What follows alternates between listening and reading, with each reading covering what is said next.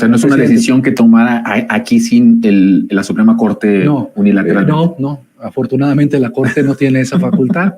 Es una decisión. ¿Todavía no la tiene? Todavía no la tiene, todavía no se la han dado. Ajá. Es una facultad que le corresponde al Senado de la República y la oposición no tiene mayoría en el Senado. Vaya, bueno, eso es muy importante que con lo que los conocimientos nos lo digas. Ahora, a ver, entremos en materia de lo nuevo, de lo que se tiene que crear, porque lo que queda claro es que la Suprema Corte de Justicia está llegando a un punto de no retorno. Se tiene que cambiar, se tiene que reformar, no solo por una cuestión política, sino por una cuestión social.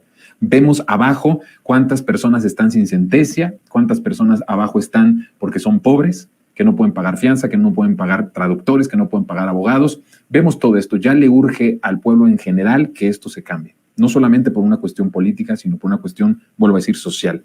¿Hay algún referente internacional, regional o internacional de lo que está proponiendo el presidente de que sea por voto popular en el mundo y que además haya funcionado? Sí. ¿O estamos ahora sí que al tanteo en este sentido? No, mira, hay 3 casos que se han mencionado estos días. Por ejemplo, los detractores de la propuesta del presidente han dicho, bueno, está el ejemplo boliviano, que ha sido muy malo. Y sí, en Bolivia se eligen a los magistrados de la Corte Suprema y del Tribunal Constitucional por voto popular, pero quien hace las propuestas de los candidatos es el Congreso. O sea, en el Congreso boliviano pues hay reparto de cuotas, entonces se ponen de acuerdo quiénes son los candidatos. Ya cuando se han puesto de acuerdo quiénes serán los candidatos para la Corte Suprema o el Tribunal Constitucional, entonces van a la votación. Y han sido votaciones de participación muy escasa, menores al 5% o alrededor del 5% de participación ciudadana. Otro ejemplo muy interesante que no se ha comentado y que ha funcionado y que funciona desde hace muchas décadas es el ejemplo norteamericano. En los Estados Unidos, los jueces de los estados y los fiscales o el procurador general del estado, de cada estado, son electos, por lo menos en una gran mayoría de estados de la Unión Americana, son electos por los ciudadanos. Entonces, en Estados Unidos, el sistema pues es tan exitoso ha sido y consolidado que existe desde hace décadas. La elección de los jueces estatales y de los fiscales estatales por el voto ciudadano. Es un buen ejemplo. Otro ejemplo es el de Suiza. En Suiza, como sabes, es una federación pequeña, pero es una federación. Sí. Los jueces de los cantones, que son los jueces como regionales, esos también son electos por el voto público, por el voto ciudadano. Y hoy leía en un periódico de hace unos meses que se estaba proponiendo en Suiza para los magistrados federales, los del Tribunal Federal, que fueran sorteados, ¿no? Entonces, incluso se ha propuesto en Suiza el sorteo de los magistrados federales. Entonces, sí hay algunos países del mundo en donde se eligen, no son muchos, a integrantes del Poder Judicial, a los más importantes de los integrantes del Poder Judicial. Y en la historia de México, te comentaba, no sé si hablé al principio del programa de eso, ha habido como en los 200 años que tenemos de vida independiente. ¿Alguna referencia? Como métodos, 8 métodos distintos. En 1824, te dije, eran las legislaturas locales las que los designaban. El peor método fue el de la Constitución Centralista de Santana, las 7 leyes, el de 1836. Ahí era un cuerpo de notables el que los elegía. Pero es que también elegían así al presidente de la República. Claro. En 1843, las bases orgánicas también centralistas de Santana decían que se iba a hacer el método de nombramiento conforme a la ley lo dispusiera. Luego viene el antecedente del Acta de Reformas, que es un documento constitucional muy importante en México, en la historia del siglo XIX, de Mariano Otero, en donde en el artículo 13 de esa Acta de Reformas de 1847 se dice incluso, utiliza la posibilidad, no ordena, incluso la elección directa de ministros, dice el Acta de Reformas. Luego viene 57, que es el ejemplo que da el presidente. Ahí, digamos, el más cercano. El más cercano en el tiempo a esta propuesta era la elección indirecta, pero es que en aquellos años a todas las autoridades se les elegía indirectamente, es decir, eran colegios electorales. La primera vez que en México se votó por elección directa fue a la presidencia de Francisco I. Madero, hasta el siglo XX, ¿no?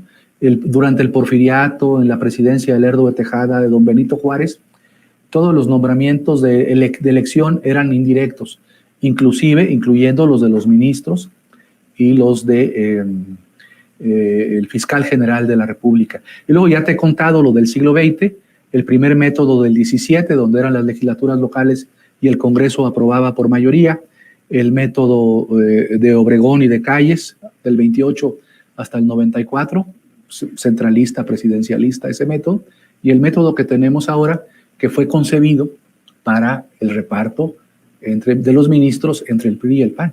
Entre las cuotas, del PRIAN. Eso fue, claro, al no existir ya el PRIAN, o sea, no tener el poder político fundamental el PRIAN, pues ese método carece de sentido. Entonces, por eso hay que pensar otro método. Ahora, ¿cuál es el método que tú estás proponiendo o cuáles son las características de un método que pueda ser, digamos, beneficioso para los objetivos que es de tener una corte independiente, una corte que sirva más a los intereses de las mayorías? Sí, yo creo que debe ser un método que conjugue, por un lado, el mérito, porque cuando les cuentas esto a los abogados, a las abogadas, hoy hay que elegir a los ministros por voto popular, se espantan. Va a llegar cualquiera, no sabe, no. Entonces, yo creo que sí es importante que las personas que vayan a ser candidatos o aspirantes a ministros, pues tengan algún mérito, ¿no? Que estén titulados, que tengan ciertos años de ejercicio, que no tengan antecedentes penales, en fin, cosas que ya dice nuestra Constitución, por cierto. Pero se agregaría a esos antecedentes que señala la Constitución y otros, como los no antecedentes penales, una buena carta de vida, 10 años de experiencia, o ser titulado, etcétera. Además de eso, sería importante que esos que aspiren a ministros, a ministras, pues vayan a un concurso. Ya ves que, por ejemplo, en el nombramiento, la gente lo tiene más cercano por el tema del INE, los consejeros, ¿no? Que se crea un comité técnico y ese comité técnico hace una evaluación meritocrática de las personas y los mejores de ese concurso, pues ya en este caso fueron sorteados, ¿no? Entonces, estoy pensando en algo así. Ese concurso de méritos podrían realizarlo varias universidades públicas para no darle el poder, por ejemplo, solo a la UNAM.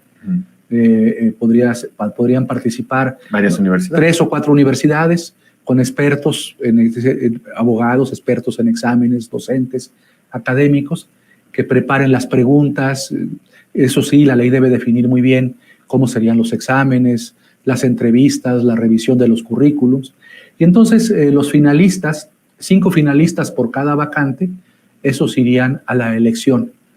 Y para que no exista la crítica, van a ser respaldados por los partidos, van a recibir financiamiento público o privado, realizar campaña, no, prohibir todo eso, ¿no? El que haga campaña. Que no hagan campaña a esas personas. ¿Cómo? Entonces las personas, me vas a preguntar, ¿y cómo los van a conocer los ciudadanos? ¿Cómo saber que no tienen intereses económicos, políticos? Tendría que existir, por un lado, en tiempos del Estado, en tiempos de radio y televisión del Estado, exponer pues, el currículum de cada uno, sus principales propuestas, qué piensan sobre temas pues, álgidos, ¿no? Controversiales, qué piensan sobre el aborto, qué piensan sobre el modelo económico de la Constitución, ¿no? Piensan como el juez Gómez Fierro, perdón que lo mencione, ¿no? Que él defiende el principio de competencia económica a ultranza, o un modelo de economía mixta que para algunos de nosotros existe aún en la Constitución. Entonces, ese tipo de preguntas, ese tipo de temas que se pronunciaran y que la gente viera, bueno, este hombre o esta mujer tiene tendencia a la derecha, a la izquierda, sin ser de partido, ¿no? Ideológicamente, no es una persona conservadora, defiende el matrimonio tradicional, no acepta otro tipo de familias, en fin, que la gente supiera qué personajes son. Y que eso fuera lo que orientara el voto. Eso se difundiría en tiempos del Estado, de radio y televisión, y también podría haber un proceso o una etapa de objeciones sociales, que alguien dijera, no, pues yo tengo pruebas de que ese señor que quiere ser ministro o ministra es un ladrón, es corrupto, fue sentenciado, tiene estos negocios, que la gente también expusiera cosas sobre esos candidatos. Entonces, así se haría el proceso de conocimiento, de difusión de quiénes son las personas. Y luego, para que no ocurriera lo de Bolivia, lo que hay que hacer es que se elijan el mismo día de la elección de los diputados o de los senadores, digo, de los diputados o del presidente.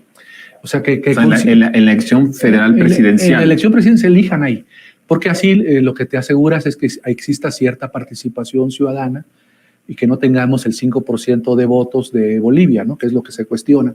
Entonces yo creo que sí, se podrían cuidar. Que tenga legitimidad, por decirlo así. Que tenga legitimidad, que tenga el respaldo ciudadano, que sean personas que vengan apoyadas por los sectores sociales, mayoritarios. Y yo creo que eso sería muy importante, ¿no? Ese método, claro, el método no basta, ¿eh? Hay que decirle a la sociedad que el método es parte de la tarea, pero yo creo que el método, aunque es muy importante porque ya no serían los ministros como hoy expresiones del reparto de cuotas de los partidos en el Senado, tendrían mayor legitimidad democrática porque derivarían de una elección, tienen además el componente meritocrático, son gente que tendrá conocimientos, que conocerá del expertise jurídico. Te digo, no basta el método, habría que pensar también en cómo establecer esos mecanismos de diálogo entre la Corte, la Suprema Corte y el Congreso.